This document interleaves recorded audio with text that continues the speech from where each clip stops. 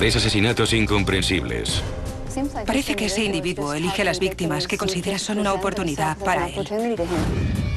Un asesino en serie andaba suelto.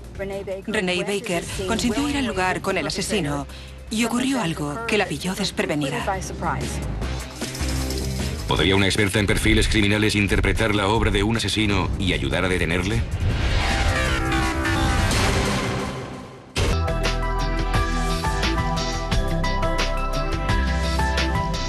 Palm Beach, Florida, conocido por sus elegantes mansiones e imponentes vistas.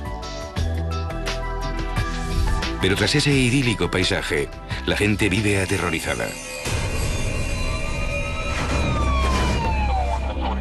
En los últimos 8 meses, 3 jóvenes han sido encontradas asesinadas. Todas son blancas y todas fueron apuñaladas. Paula Bailey, de 18 años, y Sonia Dos Porter, de 27, aparecieron muertas con pocos meses de diferencia en solares para la construcción en West Palm Beach. 2 meses después, apareció una tercera víctima a pocos kilómetros de las 2 primeras. Y ahora tenemos a Lina Tenila.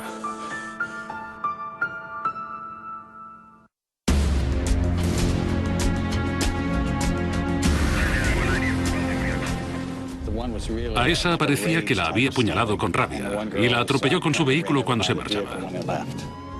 El asesino hizo un buen trabajo cubriendo su rastro.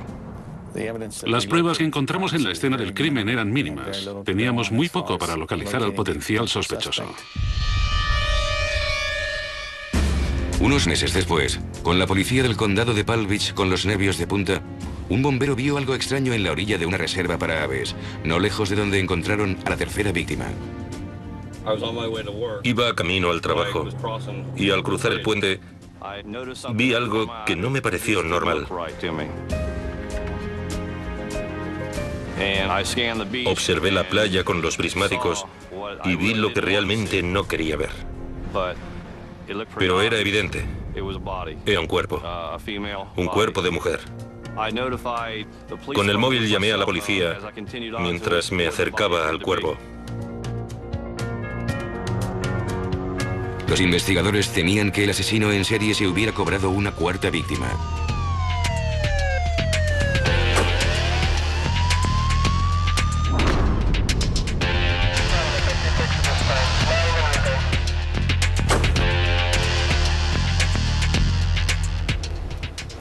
¿Qué tenemos? Aquí, encontró el cuerpo cuando iba a trabajar. ¿Alguien se ha acercado al cuerpo? Yo. ¿Usted? Le tomé el pulso, pero estaba muerta.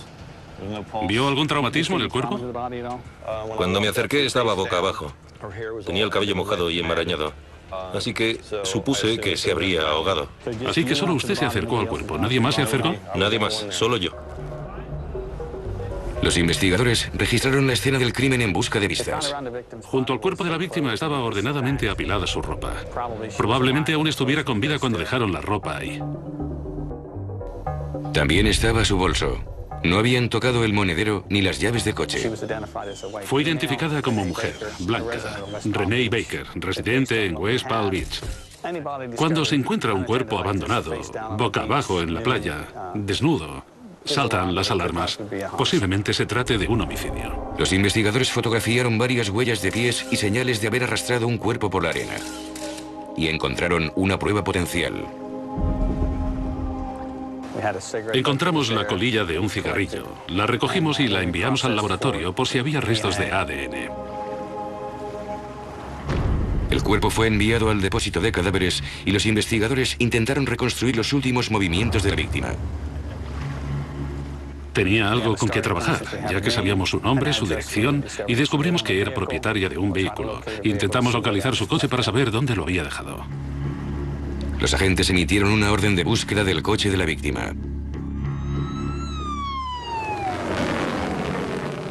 Águila 2, señal 14, detrás del almacén. Unidad 660, recibido. Nos dirigimos a dicho almacén. Por fin, la intensa búsqueda dio resultados. Sí, teniente, hemos encontrado el vehículo. Ahora voy para allá. El coche de la víctima estaba en un aparcamiento a pocos kilómetros de donde se encontró el cuerpo. Tras examinar el exterior del vehículo, pasamos a su interior.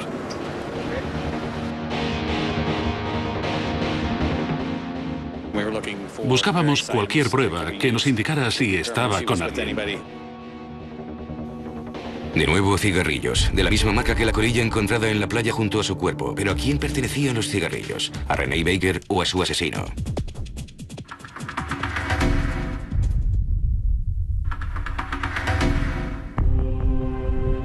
En el depósito, el forense intentaba determinar la causa de la muerte. En ese caso, la víctima fue encontrada boca abajo en un vivero de ostras. Presentaba múltiples cortes y rasguños. Pero no era esa la causa de su muerte. Encontramos fluido en alvéolos pulmonares y en cavidad torácica. Causa de la muerte, ahogamiento. Pero no fue que se bañara a medianoche y se ahogara. Alguien le mantuvo la cabeza bajo el agua. A Renee Baker la controlaron por detrás con una fuerza de flexión, como con una llave de lucha libre. La sujetaron hasta que se ahogó.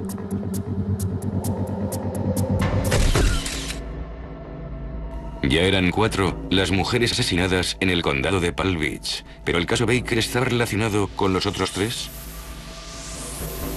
Para averiguarlo, el sargento Springer llamó a una de las mejores expertas en perfiles criminales. Hola, Dale. Hola, sargento Springer. Recibí una llamada de la oficina del sheriff del condado de Palm Beach. Me pidieron que revisara la información que tenían sobre una serie de asesinatos para ayudarles a determinar si los casos estaban relacionados. La agente Hinman inmediatamente captó varias similitudes. En los 4 casos, las víctimas eran jóvenes y atractivas. Fueron llevadas en coche a la escena del crimen por el asesino. Las dejó en lugares donde era muy fácil que fueran encontradas. Y en ninguno de los casos se hallaron pruebas físicas. Sin pistas y sin sospechosos, ¿podría la agente Hinman ayudar a los investigadores a resolver el asesinato de Renee Baker? Los investigadores habían pedido ayuda a Dale Hinman, experta en perfiles criminales, para resolver el asesinato de Renee Baker, la 4ª joven asesinada en el condado de Palm Beach en menos de un año. Al analizar el asesinato de Renee Baker, quería establecer si una serie estaba asesinando mujeres en el estado de Florida.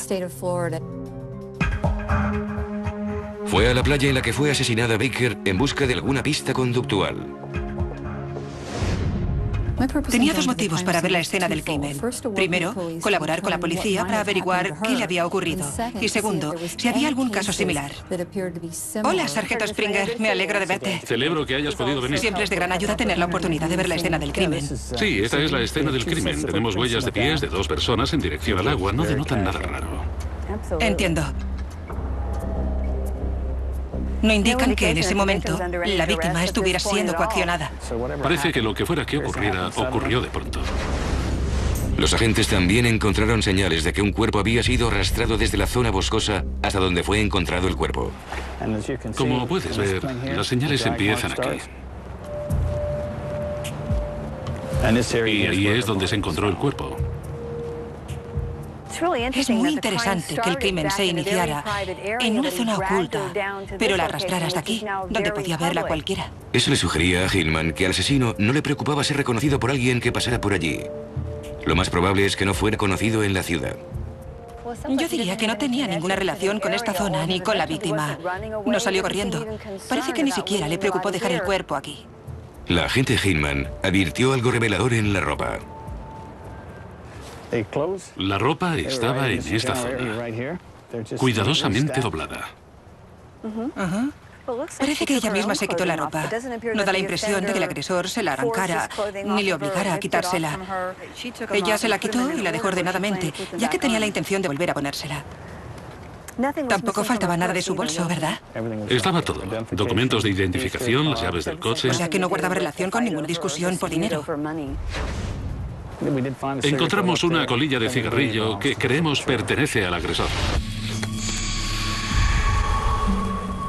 Quien quiera que fumara el cigarrillo que encontraron en la playa pudo dejar su ADN en él.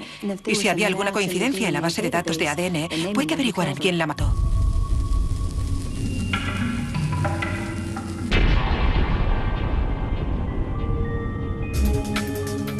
En el laboratorio, los técnicos intentaban averiguar si esa colilla podía ser realmente una prueba. Cuando alguien fuma un cigarrillo, deja su saliva en él. En esa saliva hay células del interior de la boca y ahí es donde se encuentra el ADN. Cortamos una pequeña porción del filtro, lo introducimos en un pequeño tubo de ensayo y lo exponemos a distintos productos químicos. Esos elementos químicos abren el material celular y cuando eso ocurre, aparece el ADN. La doctora Crash identificó el ADN de la colilla. Ahora solo tenían que averiguar a quién pertenecía.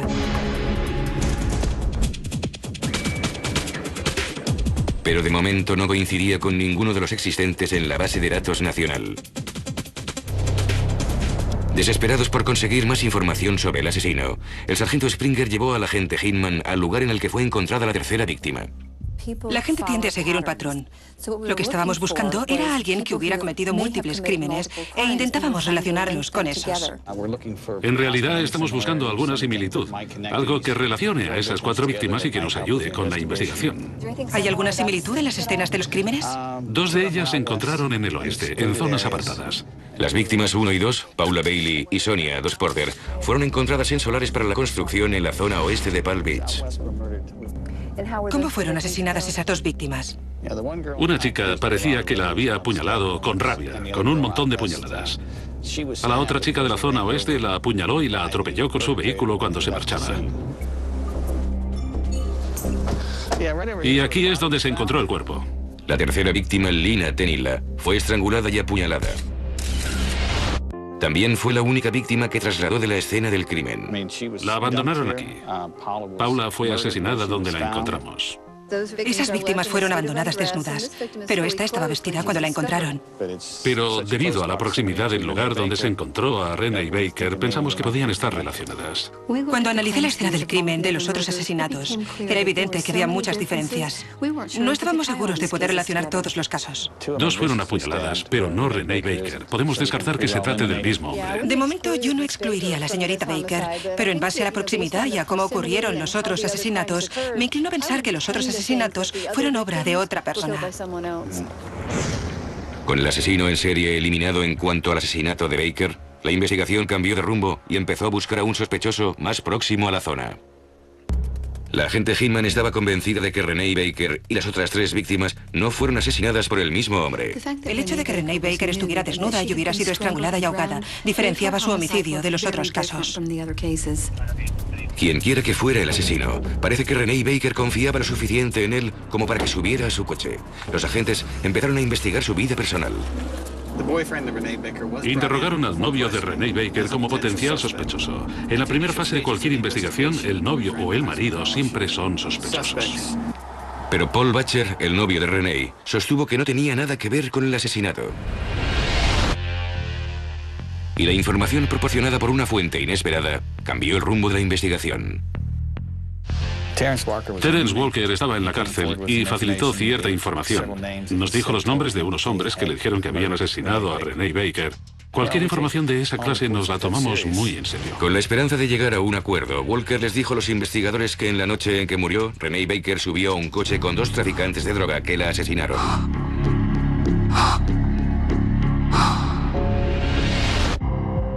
Anotamos los nombres que nos dio y los investigamos, incluyendo dónde estaban cuando tuvo lugar el asesinato. Es evidente que teníamos sus antecedentes. La agente Hinman no se creía la historia de Walker. En base a lo que vimos en la escena del crimen, era evidente que solo un individuo participó en el asesinato. Cuando dijo que eran unos individuos muy violentos, eso no coincidía con lo que habíamos visto en la escena del crimen. Todo sugería que Renee Baker fue por voluntad propia con el asesino hasta la escena del crimen. Y que ocurrió algo que la cogió por sorpresa.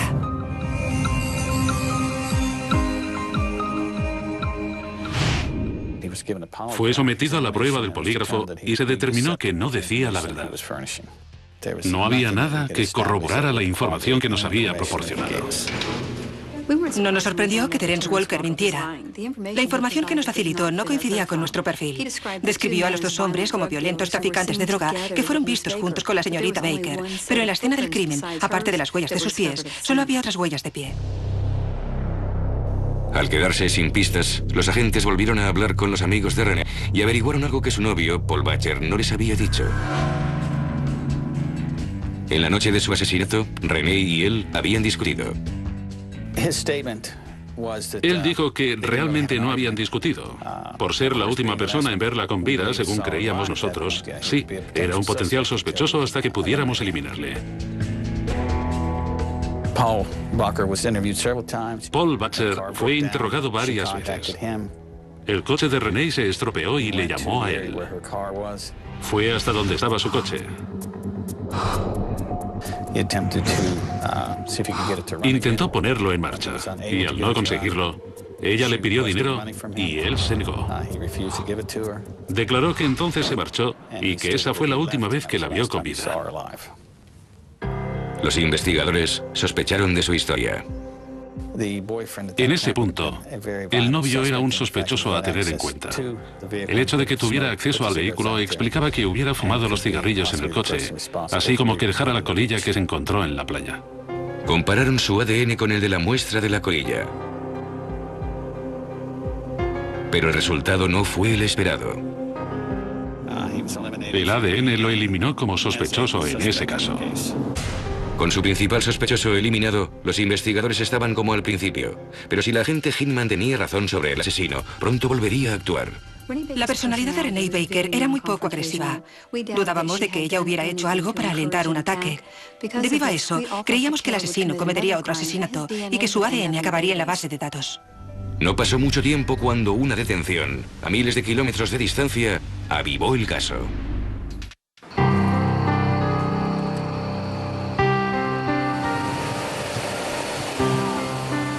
Puede que el asesino de Renee Baker eludiera ser detenido, pero dejó tras de sí su ADN en un cigarrillo, y este coincidía con el de un hombre que acababa de ser detenido en California, acusado de agresión sexual. La policía de San Diego y la oficina del fiscal nos notificaron que el ADN de nuestro hombre coincidía con el encontrado en un cigarrillo fumado por un individuo identificado como Scott Erskine. Ese hombre de 40 años tenía un largo historial delictivo, incluyendo varias agresiones violentas a mujeres. La coincidencia del ADN del cigarrillo recuperado en la escena del crimen de Renee Baker nos dijo que el sospechoso estuvo allí, pero los agentes aún tenían que probar que la había matado. Residía en el condado de Palm Beach. Su dirección era Royal Palm Beach y trabajaba en un puesto de fuegos artificiales, aproximadamente a una manzana de distancia de donde Renee Baker fue vista por última vez. Había violado a otras mujeres en California. Erskine vivía y trabajaba en la misma zona en la que fue encontrado el coche de Renee Baker. Todos suponíamos que la conocía o confiaba lo suficiente en él como para aceptar que la llevara en su coche. Y no tenía dinero. Una colilla de cigarrillo en la escena del crimen solo es una prueba circunstancial. Por eso el laboratorio de serología realizó más pruebas de ADN para ver si había más pruebas de ADN. Un buen trabajo de la policía más las pruebas de ADN bastaron para acusar a Erskine del asesinato de Renee Baker. Solo uno de los otros 3 asesinatos fue resuelto. Los investigadores siguen buscando pruebas en los otros 2 casos. Scott Erskine se trasladó al otro extremo del país y cometió delitos que eran muy distintos. Pero gracias a una investigación concienzuda y a una analista de ADN extraordinaria, la familia de Renee Baker vio que se hacía justicia con el asesino de su hija. Una ciudad aterrorizada. Teníamos a un asesino en serie en la zona. Un crimen demasiado horrible para creerlo. Parece que esa era la intención del asesino. En los casos en los que el asesino coge una parte del cuerpo o sangre de la víctima, se puede interpretar como que dicho individuo intenta adueñarse de ella o poseer. Condado de Brevard, Florida. En él se encuentra Port Cañaveral, el segundo puerto de escala de cruceros más importante del mundo. Pero una primavera ese paraíso tropical se conocía mejor por una serie de crímenes monstruosos.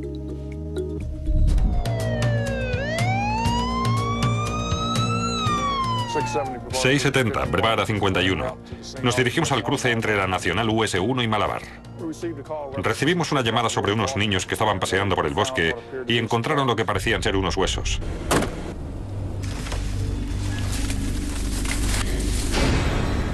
Inmediatamente los agentes vieron que eran restos humanos. Brevard, adelante, notifíquelo a homicidios y a la policía científica. Al registrar el lugar en busca de pruebas, los investigadores hicieron un extraño descubrimiento. Parecía que se trataba de los restos de dos esqueletos humanos. Bien, ¿qué tienes? Teniente, en el bosque a unos 50 metros unos chicos han encontrado lo que parecen ser restos humanos. Lo que más me extraña es que no he visto ningún cráneo. ¿Ningún cráneo? Los huesos están muy dispersos. ¿Hay muchos animales por aquí? Hay algunos, no he querido alterar la escena, pero mirando por encima no he visto ningún cráneo. Llamemos a la policía científica, que vengan inmediatamente. En las siguientes horas, los agentes encontraron muchos más restos humanos, pero ninguna pista sólida. No podíamos determinar la causa de la muerte de ninguno de ellos. A veces ves las señales de bala o si han utilizado un cuchillo o algo similar. Suelen quedar señales en los huesos, pero de esos restos no podíamos deducir nada. Ni siquiera quiénes eran las víctimas. Es muy difícil identificar a alguien sin el cráneo, especialmente sin los dientes.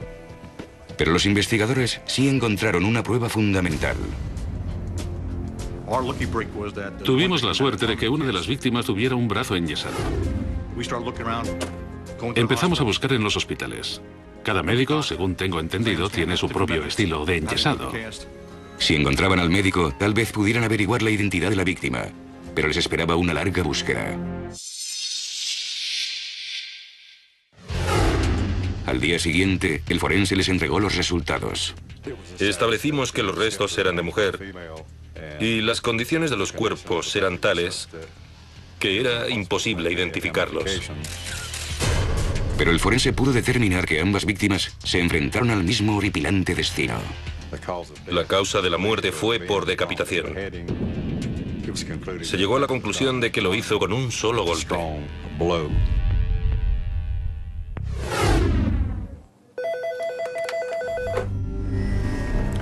Teniente Lederow. ¿Restos humanos? ¿Eso es lo que tienes? Bien, gracias. A unos 11 kilómetros de la primera escena del crimen, encuentran una tercera víctima. No he visto ningún cráneo. Para el teniente Lederow y sus hombres, era revivir la experiencia. Bien, llamemos a la policía científica. Yo llamaré a homicidios. Adelante, notificad a la policía científica y homicidios. Restos humanos. 2 escenas del crimen, 3 víctimas sin cabeza y muy pocas pistas. El teniente Lederow no podía ignorar las similitudes. Mirando el mapa, las zonas en las que se han encontrado los restos están muy próximas una de otra, a unos 11 kilómetros. Según las estadísticas del FBI, los restos de huesos no se encuentran a menos de 80 kilómetros. Y de pronto nos encontramos con restos humanos de 2 personas en Malabar. Y de otra persona aquí en Palgrave. Esto no es muy normal. Creo que tenemos un asesino en serie en la zona. Pero hasta ahora los agentes no habían podido detenerle. Dale Hinman, experta en perfiles criminales, había trabajado en innumerables casos de asesinos en serie. Una de las razones por las que el asesino les cortara la cabeza podría ser para retrasar la identificación positiva de las víctimas. El asesino sabía que hasta ahora había salido bien librado, así que ¿qué le impediría salir o buscar a otra víctima? ¿Podrían detenerle los investigadores antes de que atacara de nuevo? Los investigadores del condado de Brevard, Florida, estaban desconcertados por el hallazgo de 3 mujeres decapitadas. La experta en perfiles Dale Hinman había revisado los informes del caso. El hecho de encontrar el cuerpo no explica lo ocurrido. Hasta que no identificas a la víctima, no sabes qué camino seguir. Dale, ¿cómo estás? ¿Quieres acompañarme a ver la escena del crimen? La agente Hinman y el teniente Lederow fueron a la primera escena del crimen en busca de respuestas. Los cuerpos fueron encontrados en un lugar apartado. El terreno era propiedad de la compañía eléctrica. Dale, lo que tenemos ahí a unos 100 metros es la escena del crimen. Recuperamos restos humanos de 2 mujeres. La agente Hinman inmediatamente se fijó en el tendido eléctrico. ¿Hay mucha actividad en esta zona? No, Dale, no hay mucha actividad por aquí. De vez en cuando vemos huellas de motos de motocross y tal vez de una furgoneta del condado que viene a inspeccionar el tendido eléctrico. ¿Qué distancia hay entre la ruta de acceso y el lugar en el que fueron encontrados los restos? Los restos se encontraron a unos 100 metros al este de una torre del tendido eléctrico. Los restos estaban en el camino. Pocas personas se acercan a esa zona apartada por donde discurre el tendido eléctrico. Para la agente Hinman, el hecho de que el asesino dejara los cuerpos revelaba un propósito clarísimo. Las investigaciones sugieren que los asesinos tienden a dejar los cuerpos en lugares que les son familiares, un lugar en el que ellos se sienten cómodos. Tal vez viva o trabaje por aquí cerca y sabe que este es un lugar seguro y que tardarán en encontrarlos, a no ser que pase un empleado del condado. Pero el asesino no solo eligió ese lugar porque le era familiar. Para él era importante dejar los restos en un lugar en el que no fueran encontrados enseguida. A mayor grado de descomposición, menos posibilidades de identificar a la víctima. La gente rápidamente se dio cuenta de que iban tras la pista de un criminal muy inteligente. Alguien que sabía cómo mantenerse un paso por delante de los investigadores. Llegó a una conclusión que sería clave. El hecho de que dedicara mucho tiempo a pensar dónde dejar los cuerpos era significativo, porque muchos asesinos son descuidados. Cuando han cometido el crimen, abandonan a la víctima en el lugar más cercano, un lugar en el que el cuerpo será encontrado rápidamente porque no les importa. La persona que cometió esos crímenes pretendía que las víctimas no se encontraran muy pronto. La firma de la decapitación encajaba con el perfil de un asesino cuidadoso y organizado. Lo más interesante es que no encontramos el cráneo. ¿Es esa la única parte que faltaba en ambas víctimas? Sí, solo el cráneo. Encontramos los dedos de la mano, de los pies, todo. Para mí lo más importante es que pretendía que la víctima no fuera identificada. Era posible que las cabezas estuvieran en otro lugar, tal vez como un trofeo del crimen. Hasta ahora, el asesino había conseguido ir un paso por delante de la ley, dejando a los investigadores muy poco con lo que trabajar. Todo en este caso nos decía que había sido cuidadosamente planeado. Cuantas menos pistas dejara, más tiempo tardaría la policía en identificar a las víctimas. Y más difícil sería averiguar quién había estado con ellas por última vez o quién había sido visto cerca de ellas. Pero cuando parecía que se había perdido toda esperanza, los agentes obtuvieron su primera pista. El yeso encontrado entre los huesos dio lugar a la identificación de una de las víctimas. Localizamos al médico que había enyesado el brazo de la víctima. La víctima era una mujer que llevaba meses desaparecida. Vivía en un condado junto al nuestro. Fuimos a hablar con sus padres y amigos. Fue vista por última vez haciendo autostop. Una amiga suya la vio subir a un coche pequeño, normal, de color claro, en la Nacional US1, en la ciudad de Malabar. Y nunca más volvieron a verla. La amiga solo vio brevemente al hombre que conducía. No pudo decirme su edad, solo que iba bien vestido, traje y corbata, y que ella subió a su coche. El relato de la amiga no les dio a los agentes ninguna pista sobre el conductor ni su coche, pero ayudó al agente Hinman a conocer mejor al asesino. Si ella aceptó que un hombre la llevara, o bien le conocía, o su aspecto era tan inofensivo que no sospechó que pudiera ocurrirle algo terrible. 911, ¿de qué se trata? Bien, ¿podría describirla? Enviaremos a alguien a comprobarlo.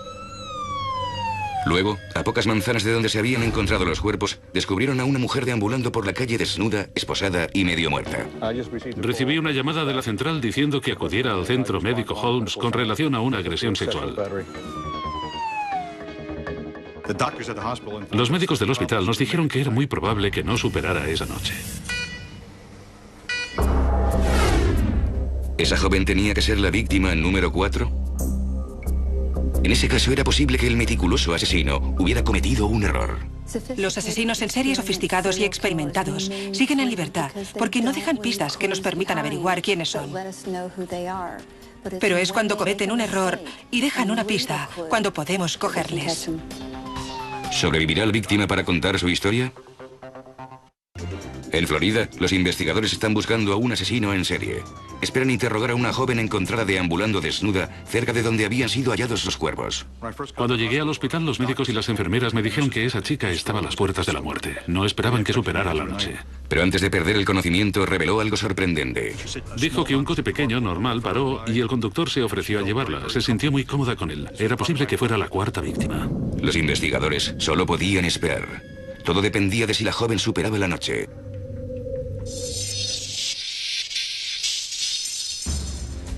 A la mañana siguiente, la víctima se despertó y pudo hablar con los investigadores. ¿Qué te dijo la víctima en su declaración? Que subió al coche y mientras iba conduciendo, el hombre le dijo que había olvidado algo en su casa y si le importaría que pasara por ella. Cuando llegaron a la casa, él se sentó en el asiento trasero del coche, detrás de ella, y antes de darse cuenta la estaba estrangulando y la empujaba contra el salpicadero. Despertó sobre la encimera de la cocina y en ese momento, él la agredió sexualmente. Entonces el doctor Stern les reveló horripilantes detalles de su frágil estado. Su estado era grave. Tenía abrasiones en el cuello, los tobillos, las muñecas, venopunciones en ambas fosas antecubitales, donde normalmente se extrae sangre.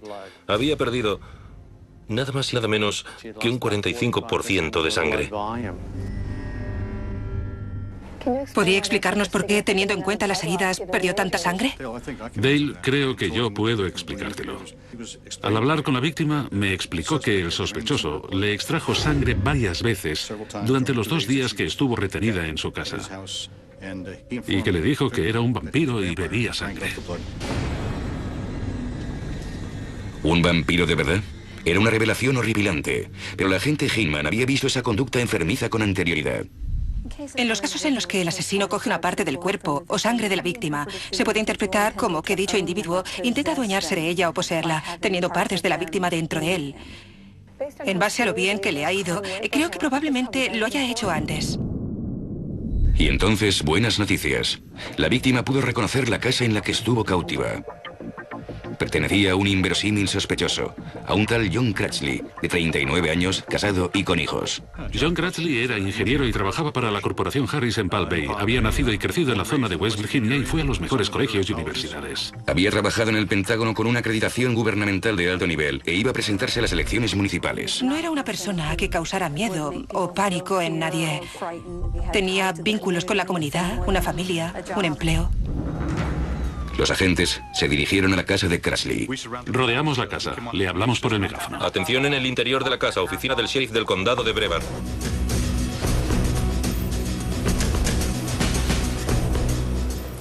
Salió por la puerta lateral y se ofreció a contarnos su versión de la historia. En ese momento me dijo que fue sexo consentido. Lo habían hablado y ella participó voluntariamente. Cratchley también dijo que ella le permitió extraerle sangre para que él la bebiera. El teniente Lederow no creyó a Cratchley, pero necesitaba pruebas para corroborar sus sospechas. En el garaje empezaron a encontrar pruebas. Vi 2 motos de motocross. Casi todo el terreno alrededor de los tendidos eléctricos son propiedad de la compañía eléctrica, pero nadie se molesta en vigilarlos.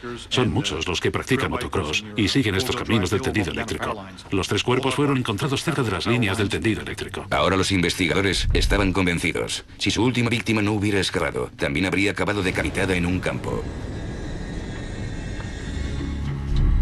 El teniente Lederow comentó sus descubrimientos con la agente Hinman. Esta es la cocina de la casa del sospechoso. Llevó a la víctima a la cocina tras estrangularla en el coche. Ella despertó sobre esa encimera. Fue aquí donde le extrajo sangre por primera vez. Le tapó los ojos con cinta aislante negra y le clavó la aguja en la vena del brazo. Ella pudo vislumbrar algo a pesar de la cinta aislante. Había conectado un tubo a la jeringuilla. La sangre que le había extraído la vertió en una taza y se la bebió. Este es el segundo cuarto de baño de la casa. Y ahí fue donde la víctima permaneció dentro de la bañera durante 2 días. Esa es la ventana por la que escapó. Creo que tenía intención de mantenerla en la bañera y luego allí mismo desmembrar su cuerpo. Le habría sido más fácil. Tiene sentido, porque si todos los casos están relacionados, ese sería el lugar más lógico para retenerlas y luego poder limpiar todas las pruebas. Estoy de acuerdo, sí. Pero no todo había sido eliminado. El teniente Lederow encontró algo que excluía cualquier duda que tuvieran sobre John Cratchley. En uno de los armarios encontré entre 15 y 20 medallones con cadenas propios de mujeres. Trofeos que un asesino en serie coleccionaría de sus víctimas. Un trofeo es un símbolo de conquista de la víctima y es algo que el asesino suele guardar durante largos periodos de tiempo. Cuando la agente Hinman comparó su perfil con John Cratchley, coincidían a la perfección. Era listo y concienzudo, con gran capacidad para planificar. ¿Pero su cuidadosa planificación sería suficiente para librarse de la cárcel? Cuando los investigadores registraron la casa de John Cratchley en busca de pruebas del supuesto ataque del vampiro, advirtieron que faltaba algo. ¿Dónde está el resto de su ropa y el bolso? No había nada más. En la casa no se encontró nada más. La ropa y el bolso habían desaparecido. Suena algo definitivo. Si se había deshecho de la ropa y el bolso, es que no esperaba que sobreviviera y se marchara. Dice mucho sobre si fue sexo consentido o no. Entonces, los investigadores tuvieron otra idea. Visitaron por sorpresa el despacho de John Cratchley. La misión dio resultado. Cuando registramos su mesa encontramos en su billetera la foto de una víctima que más tarde averiguamos había desaparecido. Encontramos 73 tarjetas de fichero de 7 por 12 centímetros con nombres de mujeres. También encontraron 50 fotos de mujeres atadas, estilo bondage. Muchos de los nombres de las tarjetas y de las mujeres de las fotos fueron identificadas como personas desaparecidas. Su colección nos sugirió que para él eran un recuerdo de unos actos con los que realmente había disfrutado. Con solo ver el coche de Cratchley, los agentes supieron que tenían a su hombre. Era un coche de color claro y no había nada que lo identificara. No podía saber ni la marca. Muchos sospechosos hacen que sus coches sean inidentificables y el suyo era perfecto. También era una trampa perfecta. En el coche llevaba una palanca en el lugar del encendedor que servía para cerrar la puerta del pasajero. Un cable pasaba por detrás de la guantera hasta la puerta y lo único que tenía que hacer era tirar de él para que se cerrara la puerta y la víctima no pudiera salir del coche. Como había dicho la agente Hinman, Cratchley lo tenía todo previsto, hasta el más mínimo detalle. Planeaba lo que iba a ocurrir y eso no era negociable. Buscaba una víctima que pudiera capturar. No era algo que ocurriera sin motivo alguno ni de forma improvisada. Era una persona que sabía lo que quería hacer y buscaba a la víctima para hacerlo. En la oficina del sheriff, Cratchley empezó a hablar. Me dijo que normalmente era muy tímida, pero que yo la excitaba. Eso es lo que me dijo. Y toda esa historia de Charles Manson, una de sus fantasías era irse a la cama con Charles Manson o algo así. Confesó haber violado y agredido a la víctima que sobrevivió, pero no los casos no resueltos. Un par de sus compañeros de celda nos informaron que John tenía un cráneo en su propiedad que no habíamos visto al registrarla por primera vez. Volvimos con más órdenes de registro y excavamos en el jardín. Creo que sacó el cráneo de su propiedad. Nunca lo encontramos, pero yo creo que estuvo allí. Tras ser condenado por violación y secuestro, Cratchley fue condenado a 25 años de cárcel. Estoy convencido de que John era el autor de por lo menos 6 asesinatos. Esa clase de delito muy técnico, en el que la persona cuenta con todos los recursos para cometer el crimen, es imposible que fuera el primer asesinato que había cometido. Había practicado con muchos asesinatos, muchos crímenes anteriores. Pero antes de que los investigadores reunieran todas las pruebas, Cratchley fue encontrado muerto en su celda. Presuntamente se había suicidado. Debido a que John Cratchley murió en la cárcel, a muchas familias se les negó su oportunidad de ver cómo se hacía justicia. Gracias a la extraordinaria capacidad del teniente Bob Lederow, se revolvió el caso y hasta cierto punto se hizo justicia.